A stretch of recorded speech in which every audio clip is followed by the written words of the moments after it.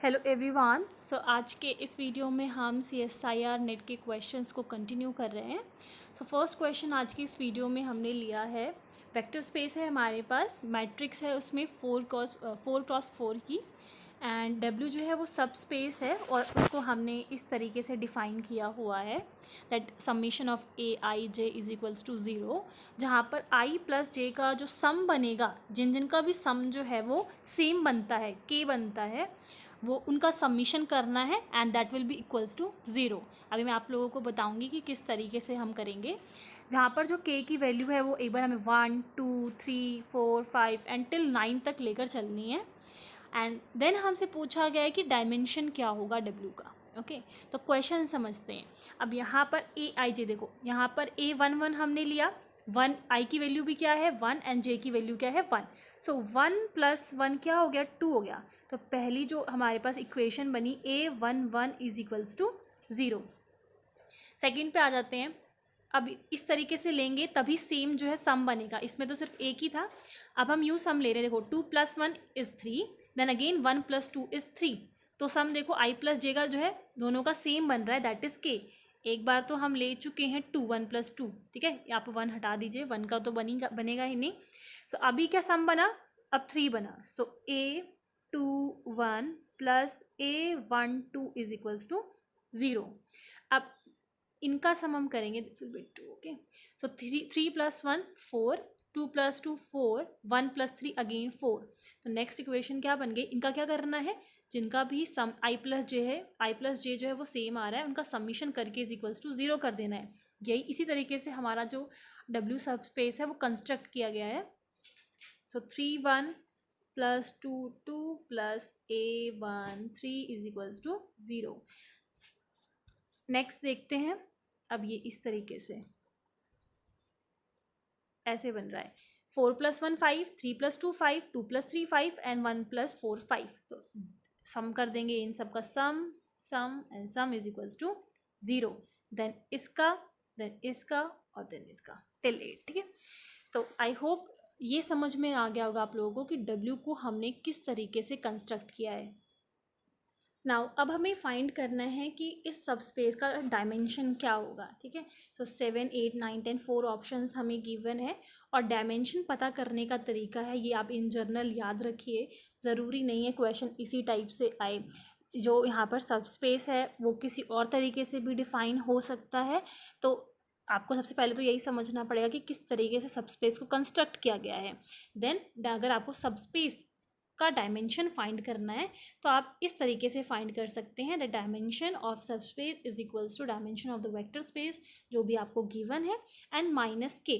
तो आपको करना क्या है, ओवरऑल इस k की वैल्यू निकालनी है। k यहाँ पर क्या है, लीनियरली इंडिपेंडेंट जो इक्वेशंस बनेंगी वही k की वैल्यू है। अब यहाँ पर हमने बनाया था ये फर्स्ट हो गया, ये सेकेंड हो गया, क्या किया था हमने, दिस सम कर दिया था, समीशन। ये सेकंड हो गया, ये थर्ड हो गया, ये फोर्थ हो गया, ये फिफ्थ हो गया, ये six and this is seventh. So यहाँ पर k की वैल्यू क्या आ गई 7। लीनियरली इंडिपेंडेंट इक्वेशंस हमें मिल गई। देन डायमेंशन ऑफ W हमें पता, सॉरी डायमेंशन ऑफ V जो भी हमारा वेक्टर स्पेस है, तो उसकी डायमेंशन क्या है, यहाँ पर क्या वेक्टर स्पेस है, मैट्रिक्स है और उसका ऑर्डर क्या है 4x4। दैट मीन्स हम क्या करते हैं A इंटू B उसका डायमेंशन पता करने के लिए। सो क्या है 4x4 is equals to 16। So this is equals to 16 - 7 and that is 9। C is correct option. So ये हमारी सब स्पेस की डायमेंशन निकल गई। एक बार मैं आपको फिर बताती हूँ कि हमें करना क्या है। ये मैंने आपको एक्सप्लेन किया इसलिए ज़्यादा टाइम लगा इसमें, अदरवाइज़ जो हमें डायमेंशन निकालना है वो सिर्फ इससे ही पता चल जाएगा। डायमेंशन ऑफ वेक्टर स्पेस की पता कर लीजिए। वेक्टर स्पेस में जैसे कि मैट्रिक्स था हमारे पास, तो डायमेंशन ऑफ मैट्रिक्स कैसे निकलेगी, जो भी उसका ऑर्डर हो। लाइक यहाँ पे 4x4 था तो हमने सिंपली मल्टीप्लाई कर दिया, number of rose multiply by number of columns करेंगे तो क्या निकल रहा है, डायमेंशन, उसका डायमेंशन ही तो निकल रहा है। तो वो हमने ले लिया और हम लीनियरली इंडिपेंडेंट इक्वेशंस पता करेंगे, ऐसी इक्वेशंस जो और किसी इक्वेशंस पे डिपेंडेंट ना हो। अब यहाँ पर ये जो जितनी भी हमने समेशन इज इक्वल्स टू 0 करके बनाया, कोई भी इक्वेशन किसी और इक्वेशन पे डिपेंड नहीं कर रही है। यहाँ पर जो भी एलिमेंट होगा वो सम करेंगे इज इक्वल्स टू 0। कोई भी इक्वेशन किसी अगर इक्वेशन पे डिपेंड कर जाती है तो आप फिर उसको काउंट नहीं करेंगे। ओके, तो हम कोशिश हमारी ये रहती है के की वैल्यू जब हम निकालेंगे तो सारी इक्वेशंस को लीनियरली इंडिपेंडेंट इक्वेशंस को काउंट करेंगे और दोनों का जो सब्सट्रैक्शन है दोनों को माइनस करने के बाद हमें सबस्पेस का डायमेंशन मिलेगा। Now we will discuss second question, which of the following matrices is not diagonalizable. So in questions के लिए हमें बेसिकली क्या चेक करना है कि अगर अलजेब्रिक मल्टीप्लिसिटी इक्वल है ज्योमेट्रिक मल्टीप्लिसिटी के तो कोई भी मैट्रिक्स जो है वो डायगोनलाइजेबल होती है। तो इन दोनों टर्म्स को हम पहले समझ लेते हैं कि ये होता क्या है, देन आगे प्रोसीड करेंगे। सो अगर हम अलजेब्रिक मल्टीप्लिसिटी की बात करें, मैं उसको AM से डिनोट कर रही हूँ यहाँ पर AM एंड GM हमने इसके लिए शॉर्ट फॉर्म में लिखा हुआ है। सो आइगन वैल्यूज़ यहाँ पर इस मैट्रिक्स की हमें मिली थी 2 3 2। ओके, सो अगर लैम्डा 2 की बात करें, लैम्डा इज इक्वल्स टू 2, तो इस आइगन वैल्यू, ये जो आइगन वैल्यू है वो कितने टाइम रिपीट हो रही है वो हमें AM बताएगा। अलजेब्रिक मल्टीप्लिसिटी बताएगी कि कोई भी आइगन वैल्यू कितने टाइम्स रिपीट हुई है। सो इस केस में 2 जो है उसकी अलजेब्रिक मल्टीप्लिसिटी 2 है एंड 3 की 1 है। सेकेंड एग्जाम्पल में यहाँ पर दोनों डिफरेंट है, तो दोनों की जो अलजेब्रिक मल्टीप्लिसिटी है वो 1 and 1 है। एंड इसी तरीके से 3 की 2 है एंड 2 की 1 है। एंड यहाँ पर 2 and 3 दोनों डिफरेंट है, सो दोनों के अलजेब्रिक मल्टीप्लिसिटी इज़ 1 1। अब आ जाते हैं हम GM पे, ज्योमेट्रिक मल्टीप्लिसिटी। तो इसकी डेफिनेशन क्या है कि corresponding to the given eigen value, मान लो इस आइगन वैल्यू की हम बात करते हैं तो इसके करस्पॉन्डिंग हमें जितने भी आइगन वेक्टर्स मिलते हैं वो हमें बताते हैं GM, that is geometric multiplicity. I repeat कि किसी आइगन वैल्यू के करस्पॉन्डिंग हमें जो आइगन वेक्टर्स मिलते हैं, नंबर ऑफ आइगन वेक्टर्स, वो हमें बताते हैं ज्योमेट्रिकल मल्टीप्लिसिटी। अभी हम एग्जांपल्स डिस्कस करने वाले हैं तो आपको ये चीज़ें और अच्छे से क्लियर हो जाएंगी। सो बेसिकली अगर ये दोनों आपस में इक्वल होता है तो कोई भी मैट्रिक्स जो है वो डायगोनलाइजेबल होती है। मैं एक और आपको तरीका बताऊंगी चेक करने का, लाइक अगर उस केस में आपको पूरा सॉल्व करने की ज़रूरत नहीं है, आपको ईजिली पता चल जाएगा कि मैट्रिक्स डायगोनलाइजेबल है या फिर नहीं। फर्स्ट क्वेश्चन से स्टार्ट करते हैं।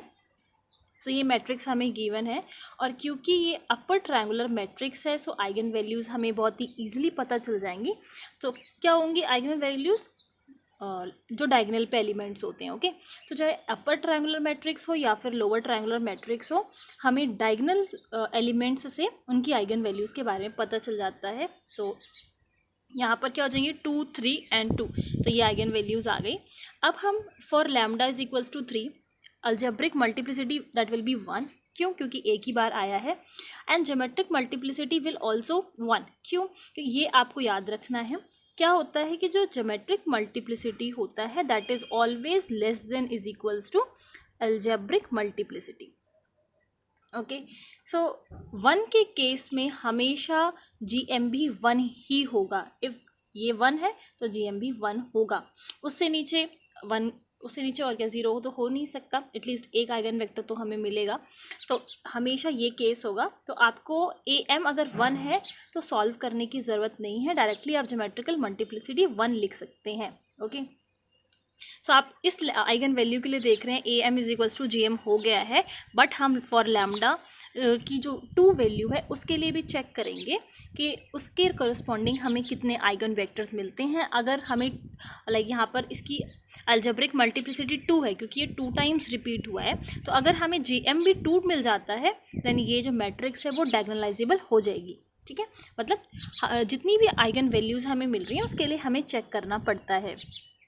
अब लैम्डा की वैल्यू 3 थी तो उसके लिए तो हमें डायरेक्टली पता चल गया। अगर अलजेब्रिक मल्टीप्लिसिटी 1 है तो आपको सॉल्व करने की ज़रूरत नहीं है, मतलब आइगन वेक्टर्स वगैरह निकालने की ज़रूरत नहीं है, सिंपली आप GM को भी 1 लिख सकते हैं। अब फॉर लैम्डा की 2 की वैल्यू के लिए हम चेक कर लेते हैं। तो आइगन वेक्टर्स कैसे निकालेंगे? A minus lambda I X is equals to 0। Lambda की वैल्यू पुट कर दी दैट इज़ 2। सो इसमें से हम -2 जो है डायगोनल एलिमेंट्स पे सब्ट्रैक्ट करेंगे तो ये आ जाएगा, और this capital X is equals to small x y and z वाली मैट्रिक्स आ जाएगी इज इक्वल्स टू 0। अब यहाँ से हमें क्या पता चल रहा है क्या करते हैं, simply this multiply by this होता है, first row column, second row column, इस तरीके से। तो क्या मिल रहा है यहाँ से 0 into X plus 0 into Y plus Z is equals to 0। तो फर्स्ट क्या मिल गया, जेड इज इक्वल्स टू 0। इसी तरीके से 0 into X, 1 into Y and 0 into Z, that is Y is equals to 0। X के लिए हमें नहीं मिल रहा, so X belongs to R, बाकी Y and Z is equals to 0 हो गया। तो यहाँ पर जो एक्स वाली मैट्रिक्स थी वो किसके इक्वल थी, एक्स वाई जेड इसी के इक्वल थी, यही यहाँ पर ये हमने लिखा था ना।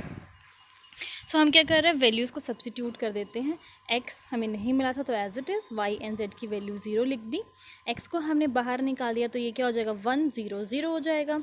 सो जो हमें ये जो क्या है मिला, हमें वी मिला, दैट इज़ आइगन वेक्टर मिला, तो एक ही मिल रहा है। सो फॉर लैम्डा की जो वैल्यू 2 है, इस आइगन वैल्यू के लिए उसके कॉरस्पॉन्डिंग हमें एक ही आइगन वेक्टर मिला, that is G M is equals to 1। So इस केस में ए एम और जी एम आपस में इक्वल नहीं है, तो मैट्रिक्स जो है वो नॉट डायगोनलाइजेबल हो जाएगी। सो ये फर्स्ट एग्जाम्पल था। अभी हम एग्जाम्पल्स और डिस्कस कर रहे हैं, सो चीज़ें और क्लियर होंगी, आप साथ के साथ जो है समझते चलिए कि किस तरीके से करना है। सेकेंड एग्जाम्पल जो है, सबसे पहले हम क्या करेंगे, आइगन वैल्यूज़ निकालेंगे। तो यहाँ पर हमने आइगन वैल्यूज़ निकाल दी, determinant of A minus lambda I, और इसको सॉल्व किया तो हमें दो वैल्यूज़ मिल गई, एक तो 0 एंड सेकेंड इज़ 2। सो अब यहाँ पर हम क्यों नहीं सॉल्व कर रहे, अगर आपको लैम्डा की वैल्यू जो है वो डिस्टिंक्ट मिलती हैं तो स्ट्रेट अवे आप कह सकते हो कि जो मैट्रिक्स है वो डायगोनलाइजेबल है।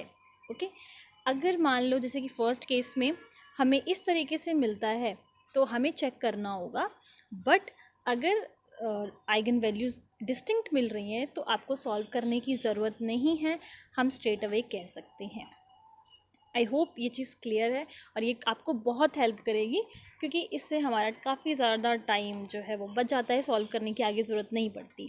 थर्ड पे आ जाते हैं, मैट्रिक्स जो हमें गिवन है तो सेम काम करेंगे, हम आइगन वैल्यूज़ निकालेंगे। सो आइगन वैल्यूज़ आ गई 2 3 एंड 3। डिस्टिंक्ट नहीं है यहाँ पर क्योंकि 3 जो है वो 2 टाइम्स रिपीट हो रहा है।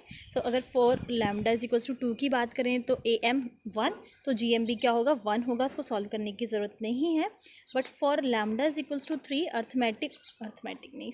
अल्जेब्रिक मल्टीप्लिसिटी, सो ये आ गया हमारे पास 2, वो अर्थमेटिक मीन से कन्फ्यूजन हो गई, that is algebraic multiplicity. Okay, तो एक 2 टाइम्स रिपीट हो रहा है 3 यहाँ पर, और हम क्या करेंगे उसके कॉरस्पॉन्डिंग आइगन वेक्टर निकालेंगे। सो लैम्डा की वैल्यू पुट करी मैंने 3, a माइनस 3i X is equals to 0, values put करा, इक्वेशंस यहाँ से क्या मिलेंगी, -1 into X that is minus X plus Y is equals to 0, ये मिल गया। बाकी दोनों 0 0 हैं तो सॉल्व करने की ज़रूरत नहीं है। यहाँ से आपको क्या मिलेगा, x को उधर शिफ्ट कर देंगे तो so this is x is equals to Y. अब यहाँ पर आ जाते हैं, वैल्यूज़ पुट कर देते हैं। सो x की जगह पे x ही रहने देते हैं, y को भी x पुट कर देते हैं, और z तो हमें मिला नहीं था तो एज इट इज़ रख दिया। अब इसको हमें ब्रेक करके हम ऐसे लिख सकते हैं, लाइक x को मैंने कॉमन लिया, that will be 1 1, and z तो कॉमन ले नहीं सकते, वो हमने 0 कर दिया और उसको अलग से बनाकर ऐसे लिख दिया। z को बाहर किया, अब ऊपर वाले दोनों 0 हो जाएंगे एंड 1।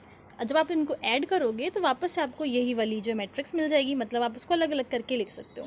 तो यहाँ पर आप देखो, ये that is this is v1 and this is v2, आपको 2 आइगन वेक्टर्स मिल गए यहाँ पर। तो G M is equals to 2 हो गया, तो ए एम जो था वो भी हमारा 2 था, जी एम भी 2 मिल गया, और ये तो ऑलरेडी मैच कर ही रहा था, मतलब जो दोनों आइगन वैल्यूज़ हैं दोनों के लिए A M is equals to G M आ रहा है। So this matrix is diagonalizable. Fourth पे आ जाते हैं, फोर्थ लास्ट है। मैट्रिक्स हमें गिवन है, हमने डिटर्मिनेंट निकाला a माइनस लैम्डा आई करके, एंड देन उसको सॉल्व किया है। आइगन वैल्यूज़ यहाँ पर हमारे पास 2 and 3 आ रही हैं, दोनों ही डिस्टिंक्ट आइगन वैल्यूज़ हैं। सो सिंपली मैट्रिक्स जो है वो डायगोनलाइजेबल हो जाएगी। सो आपको काफ़ी सारी बातें पता लगी, अगर डिस्टिंक्ट हैं आइगन वैल्यूज़ तो स्ट्रेट अवे आप कर सकते हो। एम अगर एल्जेब्रिक मल्टीप्लिसिटी 1 है तो ज्योमेट्रिक मल्टीप्लिसिटी भी 1 होगी। क्यों? क्योंकि geometric multiplicity is always less than is equals to algebraic multiplicity, ठीक है। एंड दोनों के इक्वल आने पे मैट्रिक्स जो है वो डायगोनलाइजेबल हो जाती है। दैट्स इट, इस वीडियो में बस इतना ही। आई होप दोनों एग्जाम्पल्स हैं वो क्लियर हैं। So okay, thank you, bye bye, thank you for listening.